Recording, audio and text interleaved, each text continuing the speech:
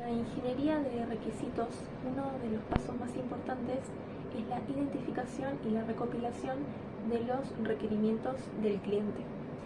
Existen dos procesos diferentes para esto. Uno es el proceso propuesto por Somerville y el otro es el proceso orientado al cliente. Voy a iniciar marcando una diferencia importante, y es que el estudio de factibilidad en el proceso orientado al cliente no está definido de manera formal como si lo está en el proceso de Somerville. Sin embargo, nosotros consideramos que se encuentra implícito dentro de la etapa de licitación, ya que acá es donde se analiza el contexto, las necesidades y las limitaciones del cliente. Ambos enfoques cuentan con una primera etapa de adquisición de conocimientos, que en el proceso propuesto por Somerville es la etapa de adquisición y análisis de requerimientos, y en el proceso orientado al cliente es la etapa de licitación. Ambas etapas tienen el objetivo común de comprender cuáles son los servicios que va a tener que proporcionar el software y cuáles son las expectativas del cliente y del usuario final. Para esto, ambas etapas se enfocan en identificar las fuentes de información, ya sea mediante entrevistas, por documentación formal o por observación directa de la operatoria de la empresa. Después también se va a enfocar en la interacción cercana con los involucrados o los stakeholders, ya que la comunicación fluida y eficaz con ellos nos va a permitir el éxito de estas etapas. Otra cosa en la que se enfocan estas dos etapas es en recolectar y analizar los datos, ya que una vez que se recopila la información, se realiza un análisis para entender cómo cada parte de esa información recolectada nos va a ayudar a definir los requisitos del sistema. Sin embargo, a pesar de que estos dos procesos tengan esta base común para recolectar información, se van a organizar de manera diferente, ya que la licitación se divide en las etapas de identificar las fuentes de información, la recolección de hechos y la comunicación. Y se centra más en explorar y descubrir el universo del discurso. En el proceso propuesto por Somerville tenemos más etapas que bueno, son el descubrimiento de requerimientos, la clasificación y organización de requerimientos, después tenemos la priorización y negociación de requerimientos y la especificación de requerimientos. Estas etapas, mejor dicho subetapas, se realizan de forma estructurada y secuencial.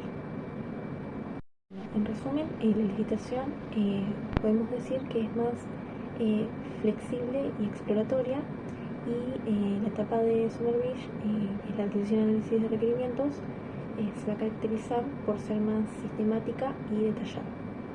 Bueno, voy a contar un poco algunas similitudes y diferencias entre la etapa de especificación de requerimiento que propone Somerville y bueno, la otra etapa de modelado en el proceso orientado al cliente, ¿no? Bueno, primero lo que tienen en común básicamente es que los dos enfoques buscan entender bien qué necesita el cliente, ¿no? Representar esos requerimientos de forma clara y mejorar la comunicación entre el cliente y el equipo de desarrollo, ¿no? Además, también los dos parten de un análisis previo, o sea, no arranca de cero, sino que ya se hizo un trabajo para identificar las necesidades. Bueno, en cuanto a algunas diferencias, Somerville propone una documentación más formal y técnica, escrita con mucho detalle, básicamente, ¿no? Y está más enfocada en el qué debe hacer el sistema. En cambio, el proceso orientado al cliente usa más representaciones gráficas como diagramas que muestran también el cómo se va a comparar el sistema, ¿no? Es un enfoque más visual e intuitivo, pensado para que el cliente pueda entenderlo mejor, sin necesidad de saber tanto de la tecnología. Em, bueno, en resumen, los dos enfoques se complementan. Uno es más técnico y preciso y el otro es más visual y fácil de entender. Usarlos juntos, yo creo que va a ayudar a tener una visión más completa de lo que el cliente realmente necesita, ¿no? Bueno, por mi parte, centrándome más en, digamos, la validación de requerimientos, que se hace en ambos puntos de vista, digamos, ¿no? En ambos procesos, aunque cambia nomás el nombre en lo que es orientado al cliente, se le llama análisis, pero seguimos refiriéndonos a validación y verificación de requisitos. Justamente como lo habla Somerville, es como se trabaja también en orientado al cliente. ¿Qué nos dice Somerville? Nosotros nos referimos a asegurarnos de que el programa que vamos a desarrollar cumpla las expectativas del cliente y esté bien escrito, bien, digamos, modelado, no tenga ambigüedades, que no haya requisitos incompletos, que sea consistente, porque muchas veces no hay algunas cosas que no compenetran con otras y no tiene sentido, entonces esto entra en la validación y verificación, y que sea realista también, pues muchas veces no es realista, ¿sí? Y todo sea verificable. Esa pregunta que él se hace, ¿no? ¿Estamos construyendo el producto correcto y lo estamos construyendo correctamente? ¿No? Lo habíamos visto seguramente en el PDF, lo habrán leído, pero cuando vamos orientado al cliente, trabaja las mismas herramientas, ¿no? Revisar los prototipados, revisiones, entrevistas, no me sale ahora la palabra, cuestionarios. En orientado al cliente la diferencia es estar un poco más cerca del cliente y hacerle un análisis al propio cliente, viendo su día a día, cómo se desarrolla la empresa, a dónde va, de dónde viene, y asegurarnos de que lo que quiere es lo que necesita, porque muchas veces el cliente no sabe lo que necesita realmente y no sabe si es lo que quiere y está peleando. Entonces el orientado al cliente es más exploratorio, digamos. Se introduce más, ¿no? Colabora con el cliente y trabaja sobre los requisitos, incluso antes de cerrarlos, antes de decir, bueno, están.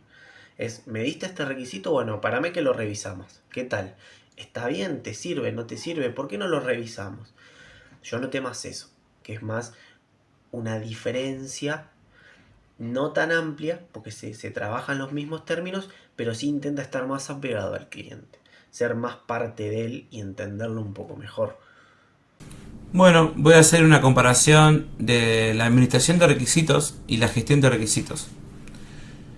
Según Somerville, la administración de requisitos es un enfoque muy organizado que tiene como objetivo mantener el control de los requisitos durante todo el proyecto, incluyendo tareas como manejar los cambios, controlar las versiones y poder seguir el rastro de cada requisito. Lo importante acá es que cualquier cambio esté bien justificado, anotado y se pueda encontrar fácilmente. Por otro lado, tenemos la gestión de requisitos, que en el proceso orientado al cliente es más flexible y activa. Entonces, acompaña todo el proceso desde que se juntan los requisitos hasta que se analizan y modelan.